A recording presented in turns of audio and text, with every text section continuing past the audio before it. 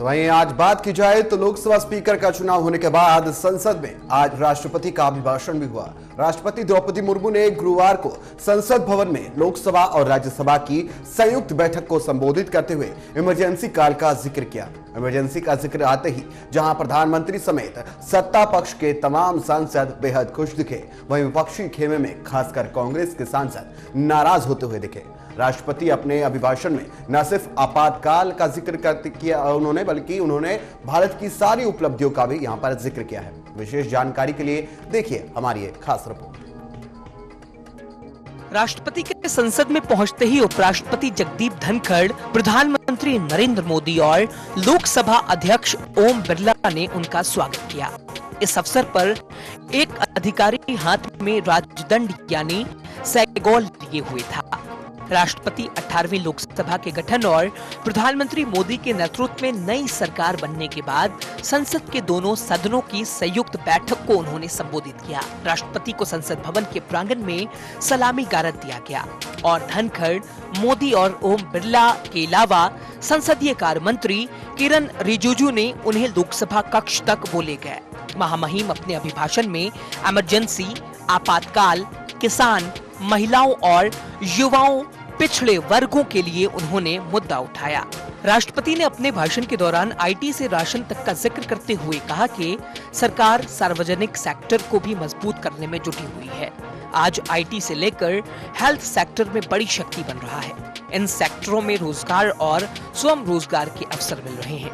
गांव में कृषि आधारित उद्योगों का विस्तार भी किया जा रहा है।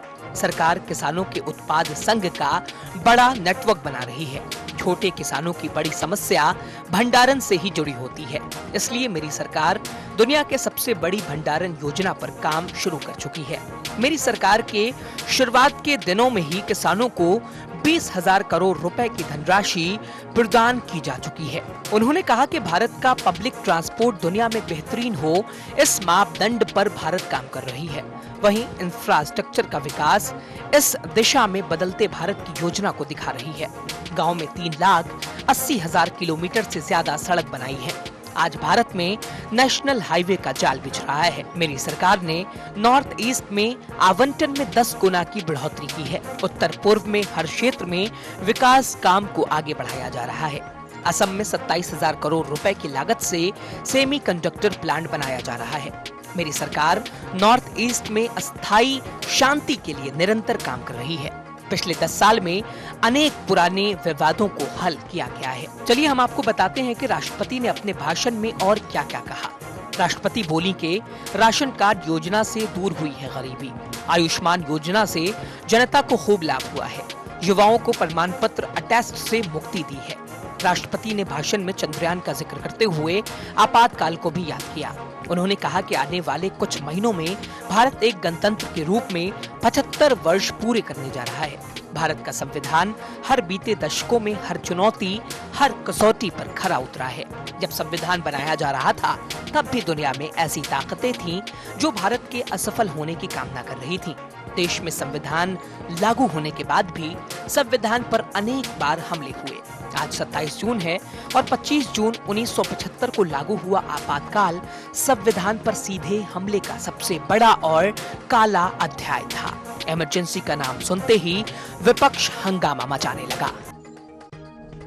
तो आज जो हमने देखा कि संसद के अंदर, नई संसद के अंदर राष्ट्रपति द्रौपदी मुर्मू ने अपने पिछले 10 साल के कार्यकाल का जिक्र किया, शासन का पूरा जिक्र किया, सरकार के तमाम कामकाजों का यहां पर जिक्र किया गया। उन्होंने तमाम जानकारियां दी है कि पिछले बीते 10 सालों के अंदर सरकार ने क्या कुछ कार्य किए हैं और तमाम योजनाओं के बारे में लोगों को अवगत कराया कि किस तरह की बड़ी बड़ी योजनाएं देश के अंदर चलाई गई थी और उसका क्या कुछ लाभ मिला। ये इस वक्त की जो जानकारी थी उन्होंने दी थी संसद के अंदर, जहां पर देखा गया था कि उन्होंने इमरजेंसी के ऊपर भी सवाल खड़े किए थे कि इमरजेंसी एक काला काल था जिसने देश को बहुत पीछे रखने में बहुत ज्यादा सहयोग किया था और देश को पीछे पछाड़ते हुए ये इमरजेंसी यहां पर घोषित की गई थी। तो ये तमाम चर्चा आज संसद के अंदर राष्ट्रपति द्रौपदी मुर्मू द्वारा की गई है। लेकिन जिस बयान के बाद, जो इमरजेंसी का बयान उन्होंने दिया, इसके बाद विपक्ष उन पर खूब हमलावर नजर आया। एकाएक हमने देखा कि प्रदर्शन वहां पर करने लगे, चिल्लाने लगे, चीखने लगे। तो वहीं हमने देखा कि जिस तरह से विपक्ष इस बार मजबूत स्थिति में नजर आ रहा है, तो वहीं उसी के साथ विपक्ष जो है वो यहां पर अपने सवाल खड़े करता हुआ नजर आ रहा है। एक इस वक्त आपको सुनवाते क्या कुछ का।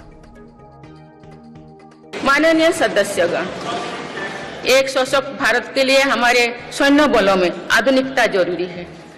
युद्ध की स्थिति में हम सर्वश्रेष्ठ रहे, इसके लिए सेनाओं में रिफॉर्म्स की प्रक्रिया निरंतर जारी रहनी चाहिए। किसानों की बड़ी समस्या भंडारों से जुड़े होती है, इसलिए मेरी सरकार ने सहकारिता क्षेत्र में दुनिया की सबसे बड़ी भंडारण योजना पर काम कर शुरू के तेज विकास की जन आकांक्षाओं का पूरा करने के लिए रिफॉर्म्स की गति अब और तेज की जाएगी। लगातार तीसरी बार स्थिर और स्पष्ट बहुमत की सरकार बनाएगी।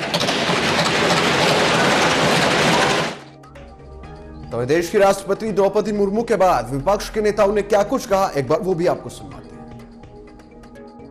मैं यही कह रहा था कि राष्ट्रपति जी सरकारी भाषण दे दिए तो नॉर्मल है, सरकार के ही सारे मुद्दे वो लोग आगे बढ़ाने का कोशिश में होंगे, लेकिन इस समय 49 साल के बाद ये जो इमरजेंसी के बाद जिक्र किया, मेरे ख्याल में कोई लॉजिक नहीं था उस विषय पे।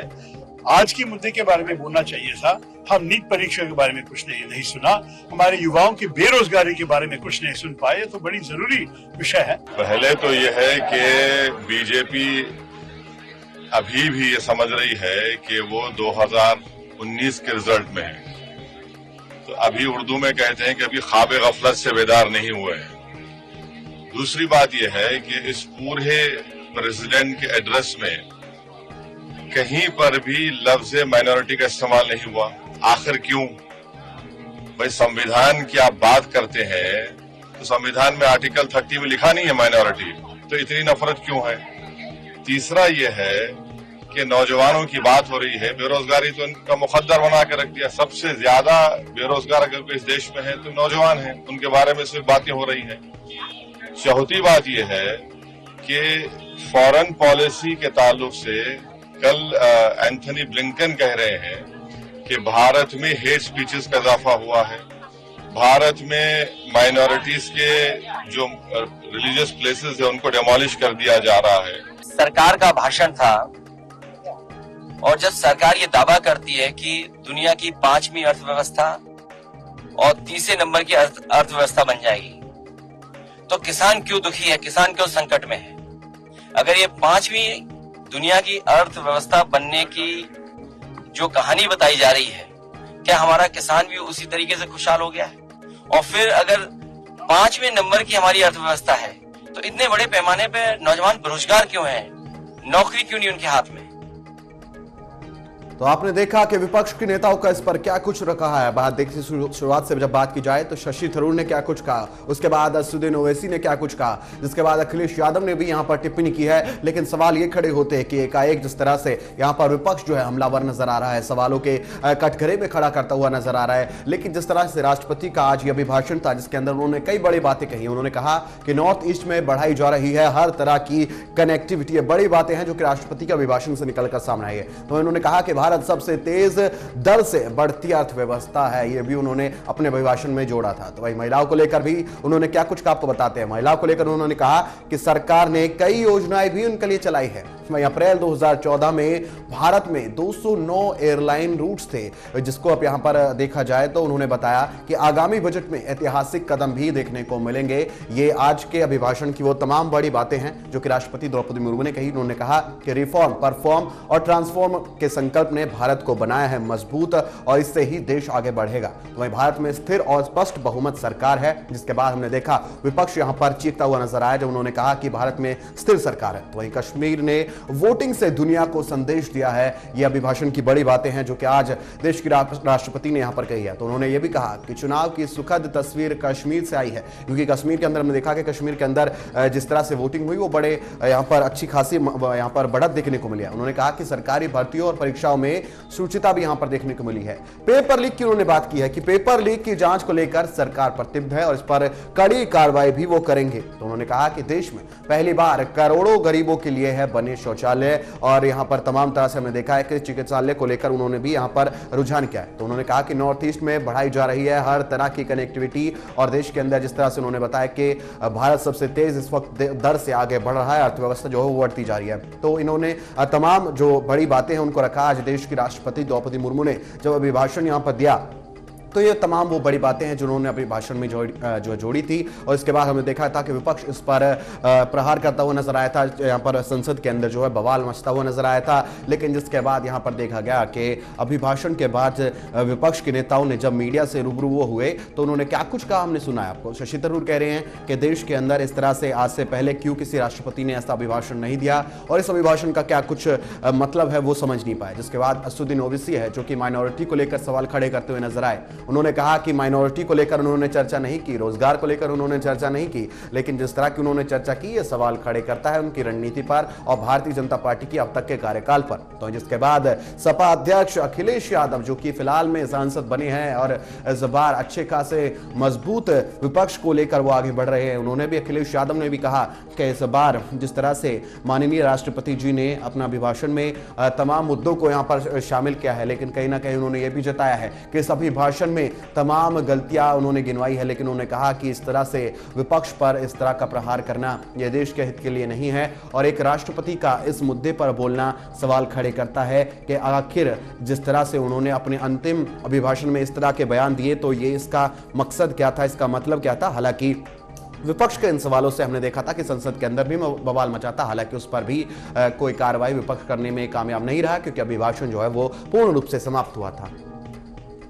तो वहीं आपको बताएं राष्ट्रपति ने आज इमरजेंसी का नाम सुनते ही यहां पर विपक्ष ने हंगामा किया। जिस तरह से हमने देखा कि संसद के अंदर द्रौपदी मुर्मू देश की राष्ट्रपति हैं, उन्होंने इमरजेंसी को बताया कि इमरजेंसी वो काला दौर था जिसने देश को यहां पर त्रुटि जो है वो पहुंचाई है। उन्होंने कहा कि अपने भाषण में कहा कि आपातकाल को जब वो याद करती है तो उन्हें याद आता है कि आज से तमाम सालों पहले की बात की जाए, 50 साल की बात की जाए, तब ये काला दिवस जो है वो देश के लिए आया था। तो 10 साल के कार्यकाल का उन्होंने जिक्र भी किया। उन्होंने कहा कि 10 साल के अंदर हमारी सरकार ने क्या कुछ कहा है। 18वें सत्र में राष्ट्रपति ने यहां पर संसद में पहला अभिभाषण दिया है। उन्होंने बताया है कि उनकी सरकार ने बीते 10 सालों के अंदर किस तरह से कामकाज किया है, कार्यकाल किस तरह से रहा है। तो इमरजेंसी का नाम सुना था जब विपक्ष ने, तो हंगामा भी उन्होंने इस वक्त मचाया था। लेकिन सीधी सीधी बात आज की है, मुद्दे की बात यह है कि इस पर अभी तक जो रुझान आए हैं उस पर आज हम चर्चा करने वाले हैं। तमाम अतिथि हमारे साथ थोड़ी देर में जुड़ने वाले हैं जिनसे हम तमाम जानकारी है जो वो जानकारी वो लेंगे। लेकिन इस वक्त हम आज सिर्फ यही बात करना चाहते हैं कि आज देश की राष्ट्रपति ने जिस तरह से अभी अपने अभिभाषण में देश के इमरजेंसी दौर की जब बात की तो इस पर उन्होंने कहा कि वो काला दौर था जिसने देश को बहुत ज्यादा यहां पर त्रुटि पहुंचाई है। जिसके बाद देखा गया कि विपक्ष जो है एकाएक वहां पर विरोध करता हुआ नजर आया और अपनी आवाज उठाता हुआ नजर आया। सवाल खड़े होते हैं कि आखिर देश की राष्ट्रपति ने, हमने देखा था कि बीते दिनों जो कि नए नवनिर्वाचित लोकसभा स्पीकर हैं ओम बिरला जी, उन्होंने भी कुछ कहा था। इस पर आज चर्चा करेंगे।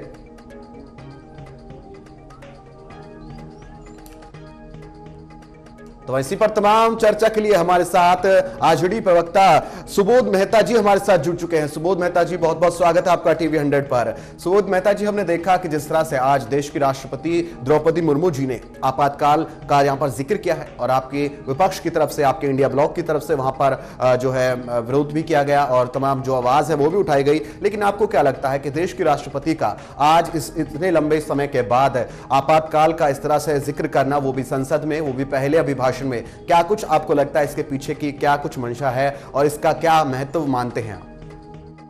देखिए, मंशा तो कल जो है स्पीकर साहब ने दिखा ही दिया था।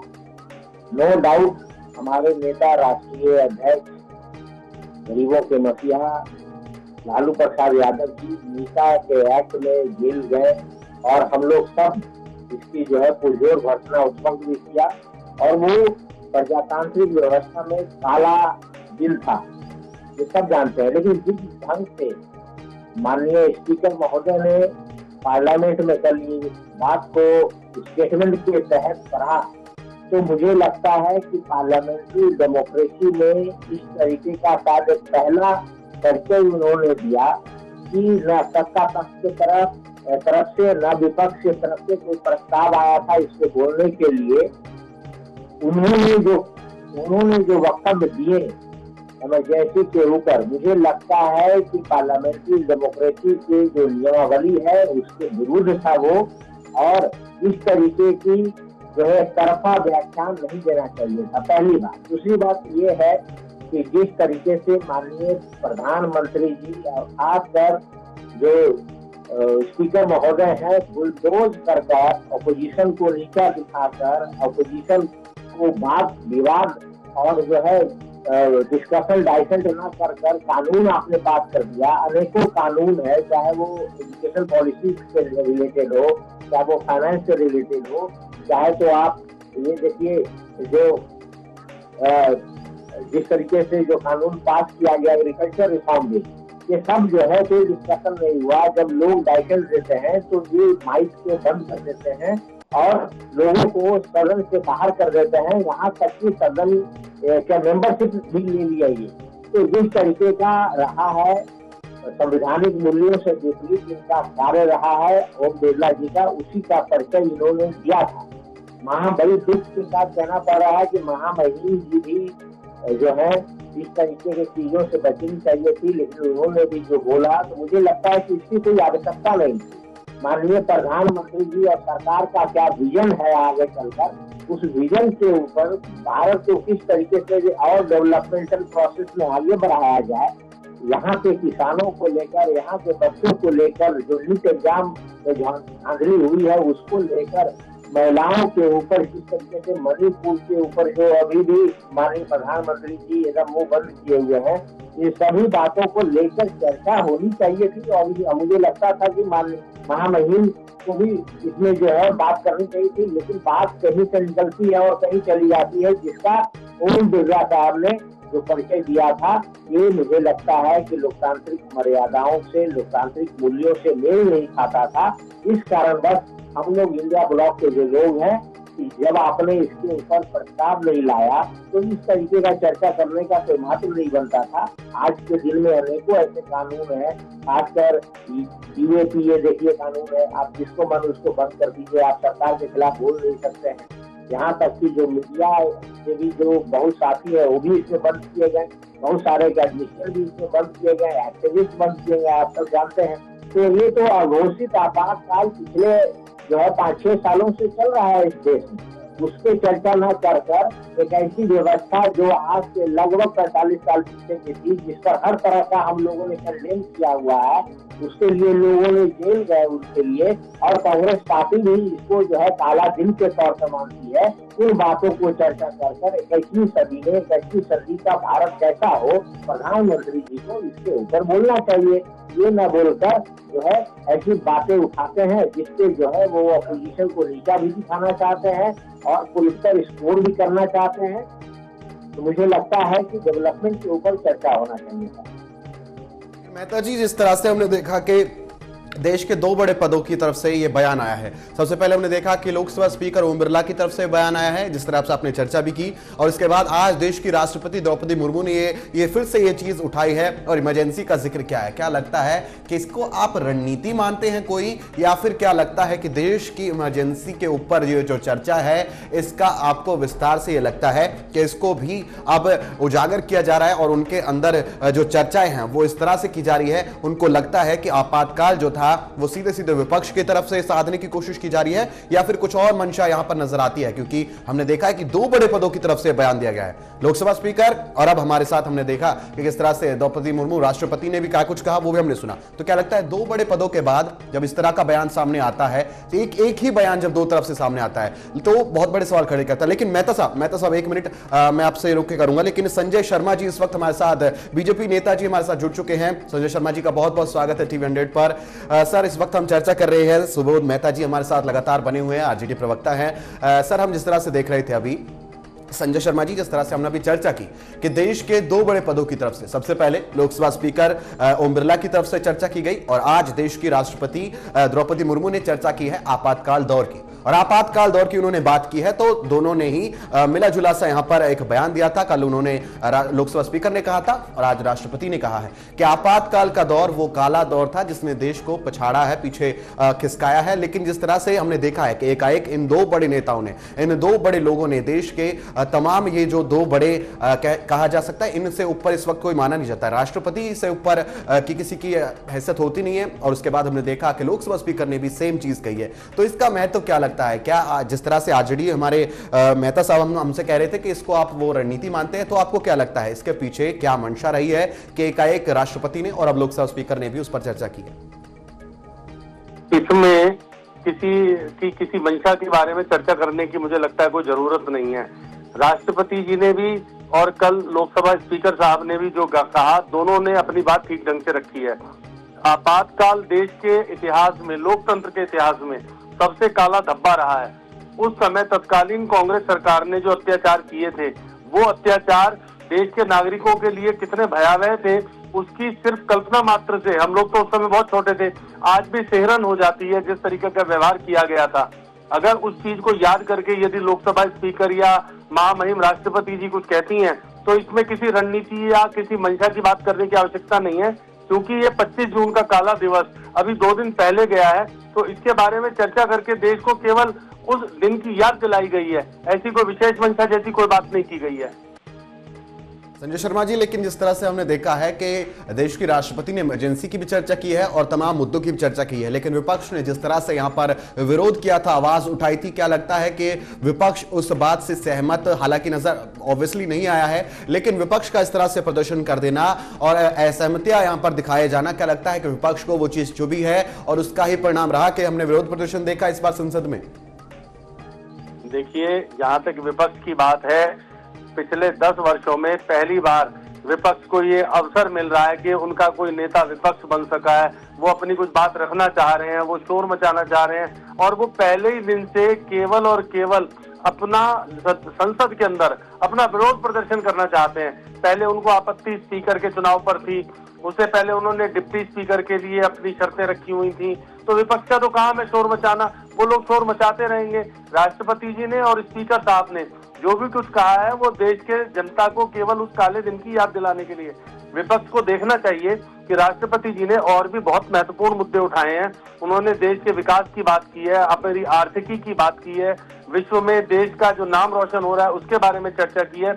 उन्होंने ऐसे सैकड़ों मुद्दे उठाए, उन्होंने बताया कि सरकार किस प्रकार से काम कर रही है, लेकिन विपक्ष को तो केवल आपातकाल याद आता है। मुझे समझ नहीं आता कि ये विपक्ष में जो बैठे हैं, कांग्रेस के अलावा जो पार्टियां बैठी हैं, उनमें से बहुत लोग ऐसे हैं जो उस आपातकाल से पीड़ित थे, उसके बावजूद आज वो उसी कांग्रेस के साथ खड़े हुए हैं। मुझे इनकी रणनीति समझ में नहीं आती है।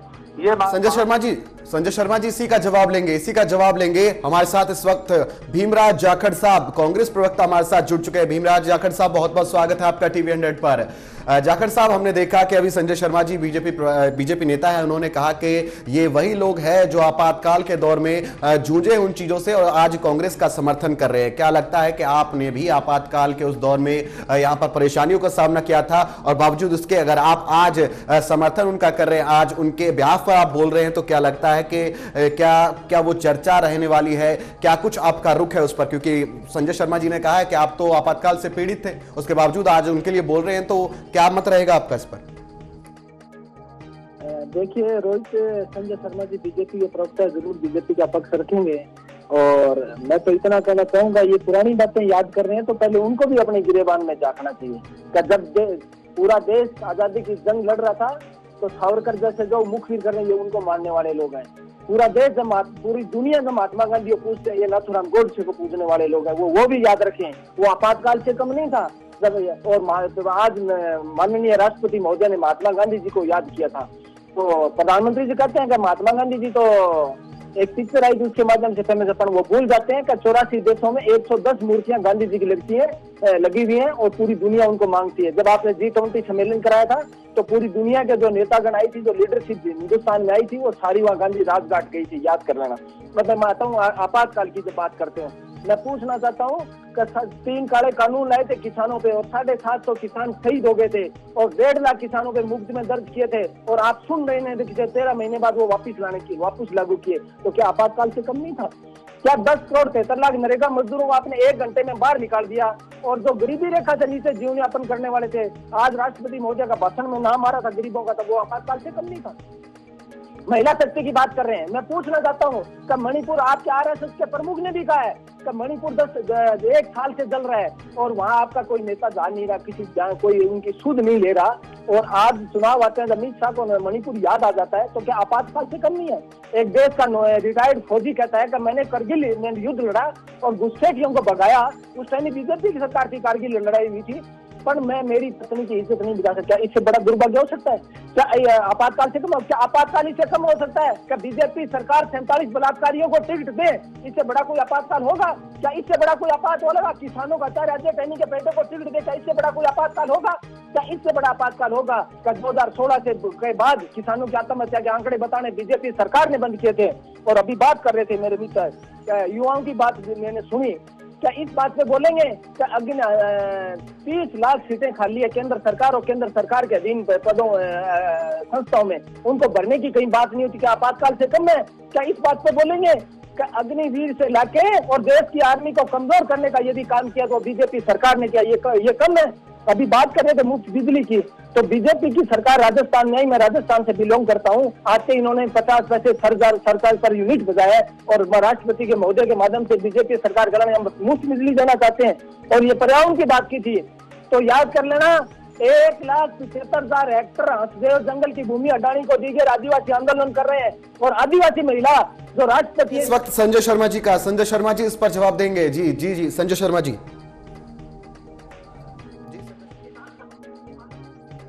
जो महंगाई बढ़ी है, उस महंगाई बढ़ने के कारण पर हेक्टर 2,000 रुपए बोनी महंगी हो गई है क्या? कौन सी किसान सम्मान निधि देने जा रहे हो आप? जब आपके न्याय मांगने जाते हैं तो लाठी गोली बंदूक से बात की जाती है। किसान आंदोलन 2 हुआ तो आपकी सरकार ने मुनादी कर करके मुकदमे दर्ज किया। संजय शर्मा साहब पता कर लेना, गांव में गाड़ी आती है पुलिस की, प्रशासन की, और मुनादी करके कहती है कि यदि किसान आंदोलन में गए। रुक करेंगे संजय शर्मा जी का, जवाब लेंगे संजय शर्मा जी जवाब देंगे जी। जाखड़ साहब जवाब सुनिए, सवाल आपने कर दिया है। जाखड़ साहब जवाब जो ले लेते हैं इस वक्त संजय शर्मा जी से, जाखड़ साहब जवाब ले लेते हैं। जी संजय शर्मा जी कंटिन्यू। जाखड़ साहब मैं आपकी बात का जवाब दूंगा निश्चित रूप से, उसको भी पढ़ के आइए जो मैंने बताया। निश्चित रूप से आपको मैं आपकी हर बात का जवाब दूंगा। जाखड़ साहब आपका जवाब मिलेगा। जाखड़ साहब जी, आपने बात महात्मा गांधी से शुरू की है तो मैं भी बात महात्मा गांधी से ही शुरू करूंगा। आपने सावरकर जी का नाम लिया, आपने नाथूराम गोडसे जी का नाम लिया। मैं आपको अपना पक्ष रखना चाहूंगा, आपको बताना चाहूंगा कि जिस समय बिल्कुल साहब जवाब ले लेते हैं, जवाब ले लेते हैं पहले। जिस तरह आप गठबंधन करते हो, उसी अरविंद केजरीवाल के साथ, जिसका नाम साफ आ रहा है, जिसके लिए कनाडा में बैठा हुआ गुरपतवंत सिंह पन्नू कहता है कि इसने हमसे आतंकवादियों को रिहा करने के लिए पैसा मांगा। आप उस पन्नू का साथ लेकर के उस केजरीवाल का साथ लेकर आप चुनाव लड़ते हो। आप बात कर रहे हो, आप बात करते हो हत्यारे नहीं। आप लोगों ने क्या किया? आपने आतंकवादियों का साथ लिया। आज आप बात कर रहे हो हमसे, आप भूल जाते हो 1984 का नरसंहार। जाखड़ साहब जिस वक्त आप बोल रहे थे संजय शर्मा जी उस वक्त नहीं बोल रहे थे। जवाब लेंगे जाखड़ साहब जवाब लेंगे। आप सुनने की कोशिश करिए। जाखड़ साहब जवाब तो ले लीजिए। जाखड़ साहब जवाब तो ले लीजिए एक बार।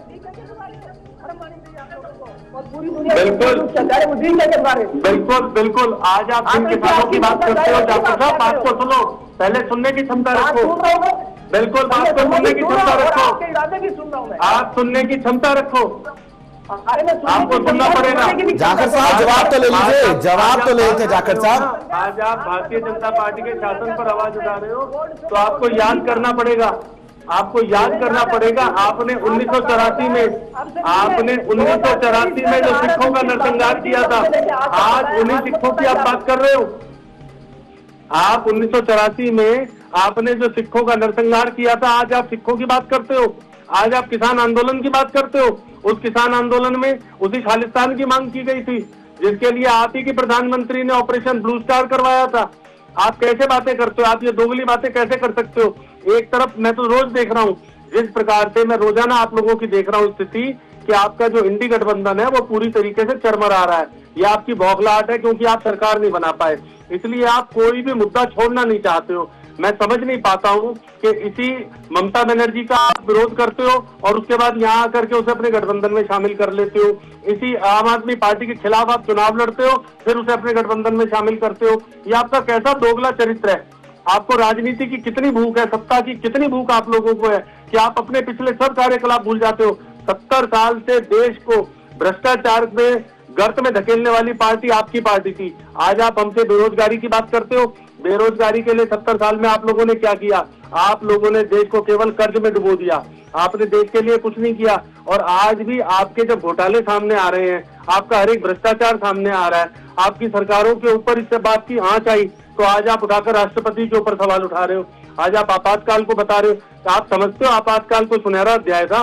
देश का काला अध्याय था। बहुत लोग लेंगे। संजय जी अब जवाब ले लेते हैं, इस वक्त जवाब ले लेते हैं, जवाब देंगे सर। भीमराव जाखड़ साहब जवाब देने के फिराक में हैं, जवाब दीजिए सर। 2016 के बाद किसानों की आत्महत्या के आंकड़े बताने किसने बंद किए थे, ये भी ध्यान रखना।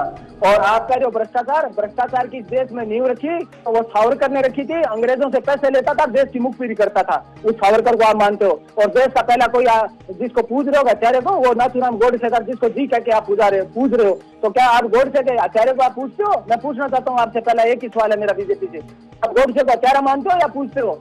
संजय सिंह शर्मा जी, मैं आपसे जवाब मैं पूछ रहा हूँ, नाथूराम गोडसे को जी मानते हो, क्या मानते हो? आप जवाब दीजिए इस बात का। जिस गांधी जी को पूरी दुनिया पूछती है, आप उसको पूछने वाले लोग हो।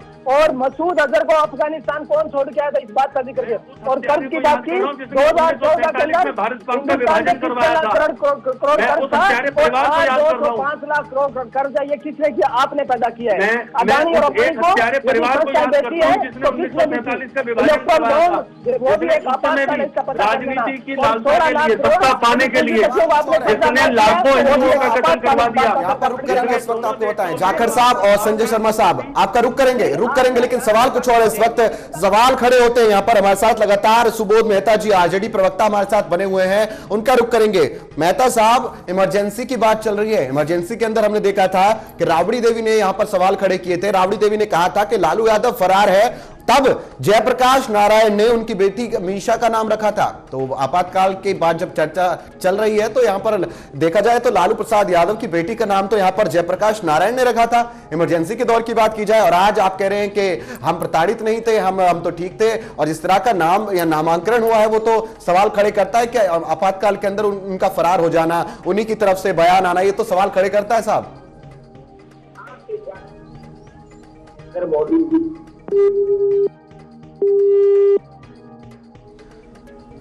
चलिए मैं रुक करूंगा साहब आपका, सुबोध मेहता जी, आपकी कुछ टेक्निकल इश्यूज की वजह से मैं आपका रुक करूंगा। लेकिन इस वक्त संजय शर्मा जी क्या कुछ कह रहे हैं, एक बार सुनते हैं। संजय शर्मा जी बात करते हैं महात्मा गांधी की हत्या की, ये भूल जाते हैं कि 1947 में इन्हीं की कांग्रेस पार्टी की इस नीति के कारण कि देश को 2 हिस्सों में बांट दिया गया और उस विभाजन के कारण जो लाखों लोगों का नरसंहार हुआ उसकी जिम्मेदार कांग्रेस पार्टी है। ये उस नरसंहार को कैसे भूल जाते हैं? आज तक भी उस पाप को देश धो रहा है। आज भी जब देश में CAA की बात की जाती है तो विरोध करने के लिए भी खड़े हो जाते हैं। इनको केवल अपनी राजनीति की भूख है, इनको इसके अलावा कुछ नहीं चाहिए। इनको न देश से प्रेम न देशवासियों से प्रेम है। ये उस हत्यारी कांग्रेस को कैसे भूल जाते हैं जिसने 1984 में सिखों का नरसंहार करवाया। ये उस हत्यारी कांग्रेस को कैसे भूल जाते हैं जो आज ये बात मणिपुर की करते हैं। नॉर्थ ईस्ट की समस्या के जनक कांग्रेस पार्टी है। इन्हीं लोगों ने वहां की इन्हीं की नीतियों के कारण नॉर्थ ईस्ट का सदा डिस्टर्बेंस बना रहा और नॉर्थ ईस्ट कभी भी शांत नहीं हो पाया। ये देश में कहां शांति स्थापित कर पाए? पूरब से लेके पश्चिम तक, उत्तर से लेके दक्षिण तक। ये 70 साल की बात करते हैं। इन्होंने 70 साल से देश को केवल और केवल भ्रष्टाचार दिया है और आज भी इनके नेता कुछ जेल पर और कुछ बेल पर। इनके नेताओं की स्थिति ये बात करते हैं हमसे, ये बात करेंगे हमसे 1947 की, ये बात करेंगे हमसे आजादी से पहले की, ये बात करेंगे हमसे आजादी के बाद की। इनको तो कोई अधिकार नहीं है बोलने का। इनको रुक करेंगे इस चीज का, बात करेंगे इस पर भी। लेकिन सुबोध मेहता जी हमारे साथ फिर से जुड़ चुके हैं। सुबोध मेहता जी, आप जवाब दे रहे थे। राबड़ी देवी ने कहा था लालू यादव फरार है, मीशा भारती का नाम रखा था जयप्रकाश नारायण ने। इमरजेंसी के काल की बात है, जवाब दे रहे थे आप। सत्य बात है कि maintenance of internal security act के तहत मीशा जी का नाम है और उसके खिलाफ लालू प्रसाद यादव जी थे, बहुत सारे समाजवादी लोग थे। ये काला दिन था, इस बात को हम दोबारा याद नहीं करना चाहते हैं। लेकिन जिस ढंग से ओम बिरला जी ये बात को सदन में लेकर आए, ये पार्लियामेंट्री मूल्यों का हनन था। कोई जरूरत नहीं थी, न ट्रेजरी बेंच ना ऑपोजिशन कोई प्रस्ताव नहीं लाया था। ये स्टेटमेंट पढ़ रहे थे, वो इसलिए पढ़ रहे थे किसी को वो फायदा पहुंचा रहे थे। कंगना रनौत जी का मूवी जो अभी रिलीज होने वाला है उसका नाम इमरजेंसी है। तो ये फिल्म के ऊपर जो है उसको प्रमोशन के तौर पे पार्लियामेंट को यूज कर रहे थे। ये मेरा इल्जाम है। ओम बिरला साहब पार्लियामेंट्री मूल्यों से इतर हटकर सारी बातें उन्होंने कही। सरकार जो है, जब महामहिम का जब होता है अभिभाषण, तो सरकार अपनी नियत और नीति उस अभिभाषण के तहत दिखता है, लेकिन सरकार यहाँ पे एम्प्टी है, कोई इसको दूर दृष्टि नहीं है। भारत की महान जनता को किस दिशा में हम लोग ले जाए, सरकार बताने में विफल रही। और बात जो है लगभग 50 साल पहले की 1975 या 74 की बात ही करने लगे, तो मुझे लगता है कि इन बातों से हटकर जिस तरीके से देश को और मजबूती प्रदान किया जाए, माननीय प्रधानमंत्री, महामहिम और लोकसभा के जो स्पीकर हैं, जो अभी तक प्रजातांत्रिक मूल्यों के साथ नहीं दिखे, पिछले 5 सालों में बुलडोज किया, बिना विवेक डायसन का कानून पास किया, सांसदों का माइक बंद किया और 145 सांसद को एक दिन में बाहर कर दिया, ये अकाल्पनिक था। इस अकाल्पनिक चीजों को भी जो है ओम बिरला साहब और फिर उसी कड़ी में फिर ये आगे बढ़ गए। तो मुझे लगता है कि अभी भी बुद्धि आएगी ट्रेजरी बेंच को। देखिए, सरकार पार्लियामेंट को चलाना जो है सत्ताधारी दल का एक बहुत बड़ा कर्तव्य है। सत्ताधारी दल किस तरीके से पार्लियामेंट को चलाते हैं, इस बात को पूरी जनता और पूरा देश देख रहा है। हम आगे की तरफ अग्रसर हो, न कि पीछे से लेके आकर हम डिबेट करें। तो कल ओम बिरला जी कही थी, आज महामहिम भी इस बात को उठा रही है। तो मुझे लगता है कि सरकार की नीति और नियत में खोट है, इनके पास कोई विजन नहीं है। विजन नहीं रहने के कारण कंगना रनौत जी का टीम आ रहा है इमरजेंसी, उसी का ये लोग प्रमोशन में लग गए। यहाँ पर हाथ उठा रहे थे, जवाब साहब कुछ देना चाहते हैं? जाखड़ साहब जवाब लेंगे। शर्मा नॉर्थ ईस्ट के ऊपर बोल रहे थे, मैं पूछना चाहता हूँ कि 10 साल से आप सत्ता में थे, तो आपसे मैं एक ही सवाल पूछा कि मणिपुर में 12 महीने में आपने क्या किया, और आपके आरएसएस के प्रमुख ने भी ये सवाल उठाया, आपने नहीं बोले। और दूसरी बात मैं कहना चाहता हूँ कि किन किन पूंजीपतियों की कर्ज माफी आप लोगों ने की, जो 16 लाख करोड़ का कर्ज आपने माफ किया। आपने सेंट्रल इलेक्ट्रॉनिक्स जैसी संस्था जो 10,000 करोड़ की कंपनी थी, उसको 250 करोड़ में बाबा रामदेव और हेमा मालिनी को क्यों बेचा, रुचि सोया को क्यों बेचा, ये आप जिक्र नहीं करोगे। एग्रीकल्चर निवेश की बात करते हैं। मैं पूछना चाहता हूँ, क्या शरद मराठे और संजय मरीवाला कौन थे, पता करके आना। और 3 काले कानून थे, क्या सॉफ्टवेयर इंजीनियर किसानों को बताया था कि खेती कैसे की जाती है? ये मूर्खता का परिचय दिया। तो ये केंद्र की सरकार ने, जब किसान थे उन्होंने अपनी कुर्बानी दे दी, पर पीछे नहीं थे और मोदी सरकार को बैक होना पड़ा। आप ध्यान रख लेना। और अग्निवीर की बात करते हैं, वो अग्निवीर पे मैं आपको आज कहना चाहता हूँ कि देश के युवाओं में पीठ में छुरा घोंपा है, तो वो आपकी सरकार ने अग्निवीर के माध्यम से घोंपा है युवाओं के पीठ में। आपके सांसद हारे, उन्होंने कहा कि अग्निवीर की वजह से हम सीटें हार गए। और किसान आंदोलन के बारे में मैं आपको याद कराना चाहता हूँ, जब पंजाब के प्रदेश अध्यक्ष क्या करने का है कि किसानों की मांग मान लीजिए। आपके पूर्व सांसद निहालचंद मेघवाल जो गंगानगर से थे, उन्होंने इस पर जवाब भी ले लेते हैं। अग्निवीर योजना की बात आपने की है, किसान आंदोलन की बात आपने की है, किसानों की बात आपने की है, जवाब ले लेते हैं जाखड़ साहब संजय शर्मा जी से। संजय शर्मा जी, किसानों को लेकर सवाल उठाए गए हैं, अग्निवीर योजना को लेकर सवाल उठाए गए हैं, जवाब आप दीजिए। उन्होंने कहा कि क्या एक इंजीनियर ये हमें बताएगा कि किस तरह से खेती की जाती है किसानों के लिए, क्या एक इंजीनियर आके हमें बताएगा किसानी कैसे की जाती है? जवाब लेंगे संजय शर्मा जी। देखिए, ऐसा है, मुझे ऐसा लगता है कि जाफर साहब ना पूरी तैयारी करके नहीं आए हैं, क्योंकि कभी तो ये अग्निवीर योजना की बात करते हैं, कभी ये किसान आंदोलन की बात करते हैं। इनको पता होना चाहिए कि अग्निवीर योजना देश के युवाओं के हित में है। ये सरकार कई बार स्पष्ट कर चुकी है। इनके नेता भी सदन से बाहर आकर इस बात को मानते हैं कि ये योजना लाभदायक है, इसका नुकसान होने वाला कोई नहीं है। क्योंकि योजना का जो प्रारूप तैयार किया गया है, उस प्रारूप के अनुसार जब भी ये अग्निवीर योजना के जो लोग अपना समय पूरा करेंगे, उसके बाद उसमें से काफी लोगों को नौकरी में ले लिया जाएगा। ये कोई घाटे की योजना नहीं थी जिसके बारे में ये इस तरह की बातें करते हैं। जहां तक किसान आंदोलन की बात है, अब ये हमें ये जो बात कर रहे हैं कि इंजीनियर बताएगा कि किस तरीके से किसान खेती किस तरीके से करेगा, इससे पहले के आप इतिहास देखिए, इनके नेताओं के इतिहास देखिए। इनके नेताओं ने बहुत इंजीनियरिंग की है, चाहे वो पंडित जवाहरलाल नेहरू से लेकर इंदिरा गांधी तक, और इंदिरा गांधी से लेकर अब राहुल गांधी तक। वो इस प्रकार के आइडियाज निकाल के लाते हैं। वो बताते हैं कि आलू से सोना कैसे बनेगा। इनके पास इतने बड़े इंजीनियर मौजूद हैं जो आलू से सोना बना देते हैं। तो इसलिए ये कम से कम इस तरीके की बातें ना करें। इनको मालूम होना चाहिए कि जब देश में कोई सरकार, जो देश की चुनी हुई सरकार है, देश की जनता के लिए काम कर रही है, जनता के हित के लिए काम कर रही है, यहाँ तक कि हमारे यशस्वी प्रधानमंत्री मोदी जी का नाम पूरे देश में और पूरी दुनिया में सम्मान से लिया जा रहा है। आज दुनिया उनको सलाम कर रही है। ऐसे व्यक्ति को झुककर इन्हें सलाम करना चाहिए, ना कि उनकी हर नीति की आलोचना करें।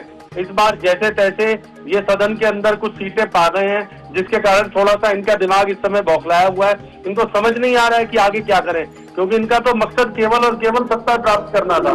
बिल्कुल मेहता साहब, संजय जी इस वक्त मेहता साहब जवाब देने की यहाँ पर बिल्कुल कोशिश कर रहे हैं। मेहता साहब देखा जाएगा यहाँ पर सुबोध मेहता जी क्या कुछ कहना चाहते हैं आप? बात की गई है यहाँ पर किसानों की, किसान आंदोलन की और अग्निवीर योजना की, कुछ कहना चाहते हैं आप? जवाब लेंगे आपसे। 3 बातें मैं जो अभी ये संजय जी बोल रहे थे उसमें 3 बातें मैं निकाला उनके वक्तव्य से। पहला ये कि जैसे तैसे हमें सीट मिल गया। देखिए ये भारत की प्रजातांत्रिक व्यवस्था थी और जो जनमानस है जिसने हमें वोट दिया है उसकी ये जो है दुखी वक्त ये जो है हाथ रख रहा है। ये प्रजातांत्रिक बातें नहीं है। अभी सरकार बने हुए सप्ताह भी नहीं हुआ है, अभी वोट अभी लेना भी बाकी है। और देखिए जिस तरीके का भारतीय जनता पार्टी एरोगेंट बात करते हैं कि हमें जैसे तैसे मिल गया, जैसे तैसे मिलकर हम 240 के करीब पहुंच गए, ये किस तरीके की भाषा है, किस तरह की बात है, किस तरीके की समानता है। पार्लियामेंट चलाना बंधु देखिए संजय भाई आपका कर्तव्य है। सबसे ज्यादा जो रिस्पॉन्सिबिलिटी है वो प्रेसिडेंट बेंच का है। अब इस तरीके का भाषा बोलिएगा तो क्या होगा, पहली बात। दूसरी बात आप देखिए पॉलिसी क्या है। अग्निवीर संजय भाई कह रहे हैं बहुत अच्छी पॉलिसी है। अरे भाई बहुत अच्छी पॉलिसी है तो इसको परमानेंट क्यों नहीं कर देते इन बच्चों को? 18 साल का बच्चा जो है, 22 साल का बच्चा रिटायर हो जाएगा। रिटायर होकर आप कह रहे हो कहीं कंपनी में लग जाएगा, तो कंपनी में लग जाएगा तो सरकार हमें डाटा दिखा देना कि कितने लोगों को पहले एक्स आर्मी मैन को जो है रिलायंस या बिरला कंपनी या कोई प्राइवेट अडानी कंपनी में कितने लोगों को लिया है। तो ये कहने की बात है। अग्निवीर में देखिए सारे जो फैसिलिटीज है वो मिल नहीं रहे हैं, शहीद का दर्जा नहीं मिलता है। इसके साथ साथ जो है परमानेंट नौकरी नहीं है। उनके माइंड में हमेशा जो है ये हमेशा दिखता है कि अब हम आगे क्या करें, हम पढ़ाई क्या करेंगे। वो उम्र होता है पढ़ाई का, वो पढ़ाई भी नहीं कर सकते। अगर कॉरेस्पॉन्डेंस कर सकते हैं तो इन क्लासेस भी नहीं आ सकते। अब बात रही देखिए एग्रीकल्चर की। एग्रीकल्चर में पूरा जिस तरीके से ये काला कानून लाए थे, पूरा जनमानस खड़ी हो गई और इनको वापस लेना पड़ा। इन्होंने वादा किया था डबल इनकम जो नहीं दे पाया। स्वामीनाथन कमेटी का रिपोर्ट लागू करने का वादा था, वो नहीं कर पाया। आपको जानकर आश्चर्य होगा कि देखिए जिस तरीके से हर एक 10 किलोमीटर पे मंडी होना चाहिए। और किसान आयोग जो है, किसान आयोग ने अभी बोला कि हमारे देश में जो है मंडियां मात्र 7,000 है, जबकि होने चाहिए 42,000। तो किसानों को फसल का जो है सही दाम नहीं मिलता है। किसानों को उपकरण को 28% GST कर दिया इन्होंने और 3 गुना दाम फर्टिलाइजर का, यूरिया का बढ़ गया है। ये 500 रुपया महीना देकर 2,000 रुपया। इस पर जवाब ले लेते हैं, संजय शर्मा जी से जवाब ले लेते हैं। संजय शर्मा जी इस वक्त जवाब देंगे आपका मेहता साहब। संजय शर्मा जी। मेहता जी की बात अभी बड़े ध्यान से सुन रहा था। सुबोध मेहता जी बहुत सुंदर बातें कर रहे थे, बड़ी अच्छी बातें इनकी लग रही थी कि पता नहीं कितनी बड़ी देशभक्त पार्टी से आप आते हैं। जैसे इन्होंने मुझे कहा, जब मैंने कहा कि जैसे तैसे करके, जैसे तैसे कर दिए कि आपने जिस तरह से जोड़ तोड़ करके अपना ठगबंधन बनाया और उस ठगबंधन से आप किसी तरह से जनता को भ्रमित करने में कुछ हद तक सफल हो गए। मैं चाहता हूँ आप आरजेडी के प्रवक्ता है ना, मुझे याद आ रहा है आप बात कर रहे हैं किसानों की, आप बात कर रहे हैं बेरोजगारी की। आपके नेता शायद अभी भी शायद पैरोल पर बाहर आए हुए हैं और वो इसके अंदर सजा याफ्ता मुजरिम है, जिन्होंने चारा खा गए, जो देश के किसानों के मवेशियों का चारा खा गए। जिन्होंने मवेशियों का चारा खा लिया है वो किसानों की बातें कर रहे हैं। दूसरा, इन्हीं के नेता है ना जो नोट के बदले नौकरी के मामले अभी भी झेल रहे हैं, जिनकी जांच चल रही है। ये युवाओं की, बेरोजगारों की बात कर रहे हैं। कम से कम आरजेडी के मुख से ये बातें शोभा नहीं देती हैं। आरजेडी का इतिहास सबको पता है। बिहार में जिस तरह से चारा घोटाला हुआ, जिस तरह नौकरी घोटाला हुआ, इन्हें कोई अधिकार नहीं पड़ता है कि ये भारतीय जनता पार्टी के शासन के ऊपर उंगली उठाएं। और जैसे तैसे की बात तो मैं फिर से दोहराऊंगा, क्योंकि जिस प्रकार से इन्होंने अपना ठगबंधन बनाया, जिसमें इन्होंने इस तरीके से 26 पार्टियों को इकट्ठा कर लिया और सबके अलग अलग मंतव्य थे। हर एक व्यक्ति केवल प्रधानमंत्री बनना चाहता है, देश की सेवा करना किसी का मकसद नहीं था। तो ऐसे लोगों से कम हमें किसी नसीहत की आवश्यकता नहीं है, ये ना बताएं। और अग्निवीर योजना के बारे में अगर इनको जानना है तो अग्निवीर योजना को पूरा समझ लें कि हमारे देश के युवाओं को जिनको इस नौकरी में रखा गया है, आप क्या समझते हैं कि जो व्यक्ति मिलिट्री की ट्रेनिंग लेकर आएगा उसके लिए नौकरियों की कमी रहेगी? आपको लगता है कि ऐसा व्यक्ति जो देश की सेवा करके आएगा उसको? आपके पास डाटा है कितने आर्मी मैन को आपने नौकरी दिया है? डाटा है बंधु आपके पास? अभी श्रीमान जी उनके रिटायरमेंट आने दीजिए, रिटायरमेंट आने दीजिए, आप बताओ। उसके बाद आपको पता लगेगा कि ये युवा देश का कितना। मेहता जी और शर्मा जी, सवाल कुछ और है। संजय शर्मा जी, सुबोध मेहता जी, सवाल हमारा कुछ और है। इस वक्त हम मुद्दे से भटक रहे हैं। मुद्दा था लोकसभा के अंदर जिस तरह से यहाँ पर आज देश की राष्ट्रपति द्रौपदी मुर्मू ने क्या कुछ कहा, यहाँ पर देखा गया इमरजेंसी काल की चर्चा हुई है। सुबोध मेहता साहब, उस पर भी चर्चा करेंगे, लेकिन आज हमारा मुद्दा है जिस तरह से देश की राष्ट्रपति द्रौपदी मुर्मू ने आज इमरजेंसी को लेकर याद जो है वो किया है। उन्होंने कहा कि इमरजेंसी के दौर है वो काला दौर था, देश को यहाँ पर काफी परेशानी देखने को मिली थी और पूरी योजनाओं की यहाँ पर चर्चा की गई है। 10 साल के कार्यकाल की सरकार के कार्यकाल की चर्चा की गई है और गिनवाया गया है कि किस तरह के उनकी सरकार ने कार्य किए गए हैं। तो इस पर हमने ये भी देखा था कि उन्होंने ये कहा था कि नीट परीक्षा को लेकर वो उनकी सरकार प्रतिबद्ध है और कड़ी से कड़ी कार्रवाई की जाएगी। संजय शर्मा जी, नीट परीक्षा पर अब तो सीबीआई भी सख्त रवैये में अख्तियार हो चुकी है, यहाँ पर गिरफ्तारी भी शुरू हो चुकी है। क्या लगता है नीट परीक्षा में एनटीए जिम्मेवार है? और अगर जिम्मेवार है तो आपके ही हमने देखा कि धर्मेंद्र प्रधान शिक्षा मंत्री जी ने सबसे पहले बयान दिया था, क्लीन चिट दे दी थी। उसके बाद अब उन्होंने अपने भाषण में बदलाव किया और वो कह रहे हैं कि शायद मैंने जल्दबाजी कर दी थी जानने में। क्या लगता है यहां पर अगर गिरफ्तारी भी शुरू हो गई सीबीआई के द्वारा तो मामले में एनटीए जिम्मेवार नजर आता है? देखिए, जहाँ तक बात है कि ये जो परीक्षा में जिस प्रकार से पेपर लीक हुआ है, उस पेपर लीक को लेकर के कानून लाया गया है, कानून को लागू कर दिया गया है, उसके तहत मुकदमे दर्ज करके कार्रवाई शुरू कर दी गई है। और आप देखिए, सबसे पहली कार्रवाई में नेट के एनटीए के जो सर्वोच्च अधिकारी हैं उनको बदला गया है। ऐसा नहीं है कि कार्रवाई नहीं की जा रही है, सीबीआई में मुकदमे दर्ज हो चुके हैं, जांच जारी हो गई है और जांच के तहत जो व्यक्ति दोषी हैं या जिन लोगों के ऊपर शक है ऐसे लोगों को गिरफ्तार किया जा रहा है। सरकार ने अपनी कार्रवाई में कोई कसर नहीं छोड़ी है और आज राष्ट्रपति जी ने भी संसद में अपने अभिभाषण के दौरान इस बात का जिक्र करके बता दिया है कि सरकार इस मामले को लेकर के कितनी संवेदनशील है। और उसी संवेदनशीलता का परिचय देते हुए महामहिम ने स्पष्ट कहा कि ये बिल्कुल भी ऐसी कोई कोताही बरती नहीं जाएगी, क्योंकि ये देश के करोड़ों युवाओं के भविष्य का प्रश्न है और इसके लिए सरकार बिल्कुल प्रतिबद्ध है और सरकार अपनी कार्रवाई कर रही है। यहाँ से लेकर के देश के आखिरी कोने तक जहाँ भी कोई व्यक्ति मिलेगा उस पर कार्रवाई की जाएगी।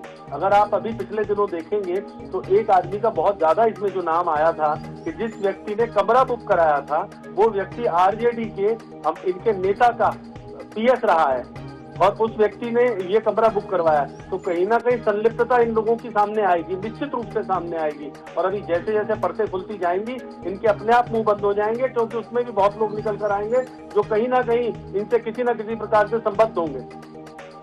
लेकिन संजय शर्मा जी, जिस तरह से महामहिम ने आज कहा कि पेपर लीक को लेकर वो सख्त से सख्त कार्रवाई की मांग कर रही हैं और मांग होगी भी, सीबीआई ने यहां पर जांच शुरू की है, गिरफ्तारी हुई है। सवाल जिस तरह से आपने कहा कि एनटीए के तमाम अधिकारियों को यहां पर जो है स्थगित किया गया है, लेकिन सवाल यह है कि फिर शिक्षा मंत्री धर्मेंद्र प्रताप, हमने देखा कि धर्मेंद्र प्रधान ने जिस तरह के बयान दिए थे, जल्दबाजी जिस तरह की थी, क्लीन चिट जो है वो दी थी। क्या लगता है कि एक तरह से देश के शिक्षा मंत्री का इस तरह से बयान आना और उसके बाद बयान से पलट जाना सवाल तो खड़े करता है जनाब कि कहीं ना कहीं उनकी भी क्या कुछ हिस्सेदारी एनटीए के लोगों से है, क्या कुछ उनका रोल रहा है इसमें? क्योंकि हमने देखा कि धर्मेंद्र प्रधान हालांकि इतना ज्यादा गलत भाषण देने में बिलीव नहीं करते हैं, लेकिन जिस तरह से उन्होंने एनटीए को क्लीन चिट दी, सवालों के कटघरे में अब वो भी खड़े हो जाते जनाब। उन्होंने एनटीए को क्लीन चिट नहीं दी थी, उन्होंने केवल इतना कहा था कि हमारी जो ये एग्जाम लेने की प्रणाली है उसमें कोई दोष नहीं है, कहीं ना कहीं पर इसके अंदर जहां पर भी कुछ गलत चीज पाई गई है या किसी की भी भूमिका निकलती है उसके विरुद्ध कार्रवाई की जाएगी। उन्होंने क्लीन चिट कभी किसी को नहीं दी है।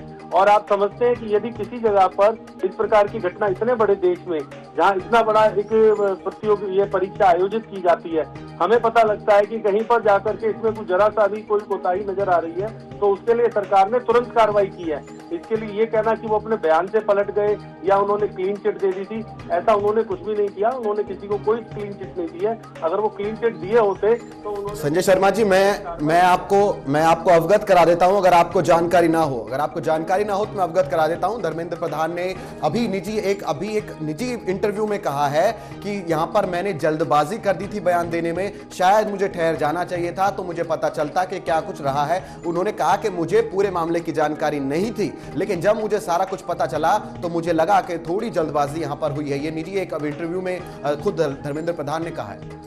देखिए, अगर वो ऐसा कह रहे हैं तो आपको इस बात को मानना चाहिए कि अगर उन्हें लगता है कि उनसे कुछ गलती हुई है, और आप बता रहे हैं, क्योंकि ये इंटरव्यू मैंने नहीं सुना है, जैसा आप बता रहे हैं, तो भी अगर कोई व्यक्ति साफ गोई से अपनी बात को मानता है और अपनी चीज को कहता है कि हाँ ये कुछ गलत हो गया, तो उसका स्वागत किया जाना चाहिए। ऐसा नहीं है ना कि कोई, यहाँ तो ऐसे लोग बैठे हुए हैं राजनीति में, मैं देख रहा हूँ, जो इतनी बेशर्मी से हैं कि वो मानने को तैयार नहीं है।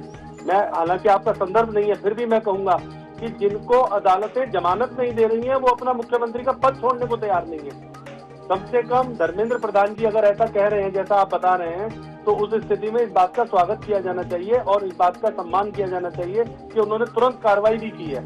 उस कार्रवाई को भी देखना चाहिए।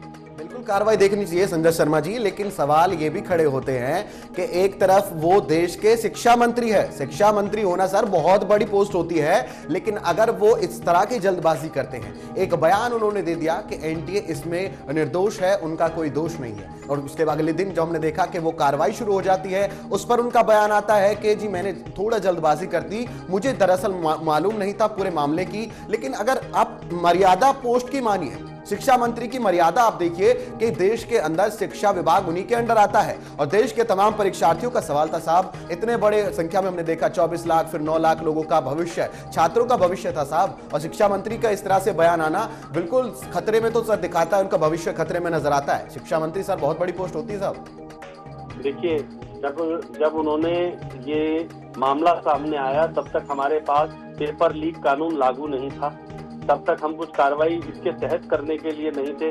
जैसे ही ये मामला सामने आया, सरकार ने संज्ञान लिया है, माननीय मोदी जी ने इसमें संज्ञान लिया है और पूरे का पूरा सरकारी तंत्र लग गया है। आपकी बात से मैं सहमत हूँ, आप जो कहना चाह रहे हैं मैं वहाँ पहुँच रहा हूँ। आप कहना चाहते हैं कि शिक्षा मंत्री ने, आपको याद हो शिक्षा मंत्री जी ने जब सबसे पहली प्रेस कॉन्फ्रेंस की थी तो उसमें उन्होंने इस बात की जिम्मेदारी भी ली थी। उन्होंने ये कहा था कि हाँ निश्चित रूप से ये कहीं पर कुछ गड़बड़ हुई है और सरकार इस गड़बड़ को दूर करने के लिए वचनबद्ध है। और उनकी जो सबसे पहली प्रेस कॉन्फ्रेंस है उसी में अपनी मंशा उन्होंने स्पष्ट कर दी थी। आपका ये प्रश्न उठाना, बिल्कुल आप ठीक कह रहे हैं, ऐसा मान सकते हैं कि हाँ शिक्षा मंत्री का एक बयान आता है, लेकिन उसके बाद शिक्षा मंत्री की आप कार्रवाई भी देखिए, उसका भी सराहना करने की सबसे बड़ी और बिल्कुल सबसे बड़ी बात होती है किसी चीज को, किसी गलती को मानना और उस पर अमल करना, और वो यहाँ पर शिक्षा मंत्री की तरफ से देखा गया है, क्योंकि बहुत बड़ी पोस्ट शिक्षा मंत्री की होती है। लेकिन जब उनको पता चला कि यहाँ पर गलती हुई है तो उन्होंने बिल्कुल उसको अपनाया, और ये अपने आप में दर्शाता है कि धर्मेंद्र प्रधान जिस तरह के नेता है वो अपनी छवि को खराब नहीं करेंगे छोटी चीजों को लेकर,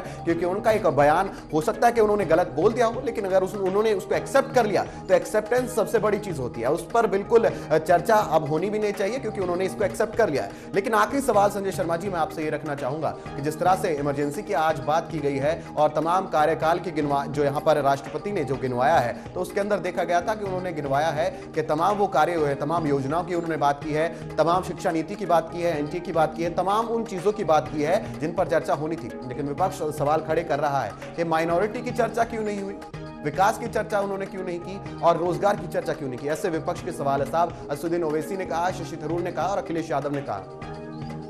देखिए, आपने जो 3 नाम लिए हैं ना, असदुद्दीन ओवैसी साहब, शशि थरूर साहब और तीसरे आपने एक और जो भी नाम लिया है, मैं इन लोगों के विषय में बात करके अननेसेसरी इनको कोई वेटेज देना ही नहीं चाहता। ये वही ओवैसी साहब हैं जो जब शपथ लेते हैं तो जय फिलिस्तीन बोलते हैं। ये वही शशि थरूर साहब हैं जिनके इतने विवादास्पद बयान और इतने विवादास्पद कृत्य आज तक सामने आ चुके हैं। ऐसे लोग यदि महामहिम की किसी भी बात का कोई भी आलोचना करते हैं तो ध्यान देने योग्य नहीं है। मैं इनको इस योग्यता पर भी नहीं समझता हूँ कि ये महामहिम की आलोचना भी कर सके। जहाँ तक बात है कि महामहिम ने विकास की, रोजगार की, उन्होंने विकास की बात भी की है, उन्होंने रोजगार की बात भी की है। अगर आपने उनके पूरे आज के अभिभाषण को सुना हो, अपने पूरे अभिभाषण में उन्होंने सरकार ने अब तक की जितनी उपलब्धियां रही हैं उन सबका जिक्र किया है। उन्होंने आगे आने वाले 5 साल के लिए सरकार कैसे काम करेगी और क्या काम करना चाहती है उसका भी उन्होंने पूरा जिक्र किया है। देश की जो वृद्धि दर है वो 8% की बात भी महामहिम अभिभाषण में कर रही है। तो कहीं पर भी ऐसा नहीं है कि महामहिम ने देश की तरक्की की बातें नहीं की हैं, पूरी बातें हुई हैं। अब विपक्ष का काम है बाल की खाल निकालना या मीन मेल करना, तो उन्हें करने दीजिए, ये सरकार अपना काम करेगी। और पूरी तरह से करेगी। और ये सरकार प्रतिबद्ध है देश के अंतिम पायदान पर खड़े व्यक्ति को उसका अधिकार दिलवाने के लिए। बाकी विपक्ष से हम इससे अधिक कुछ अपेक्षा कर भी नहीं सकते हैं। जी चलिए तमाम बिल्कुल अभिभाषण चल रहा था उस दौरान भी बहुत शोर शराबा मैं सुन रहा था, दुनिया जहान की बातें। उन्होंने तो इस मर्यादा का भी पालन नहीं किया कि देश की राष्ट्रपति यदि कुछ भाषण दे रही हैं तो उसे शांति से सुना जाना चाहिए। वो बहुत वोटिंग हो रही, बहुत शोर शराबा उन लोगों ने मचाया ये, लेकिन उनकी अपनी मानसिकता को दर्शाता है। इस पर टिप्पणी करना कोई उचित नहीं है। संजय साहब आपने सही कहा। संजय शर्मा जी जिस तरह से आपने जवाब दिया वो बेहद अपने आप में सराहनीय है। जिस तरह से आपने तमाम चर्चा की उसके लिए हम आपके साथ बहुत बहुत शुक्रिया करना चाहेंगे। तमाम जानकारी के लिए साथ और हमारे साथ जुड़ने के लिए संजय शर्मा जी आपका बेहद शुक्रिया। फिर आपका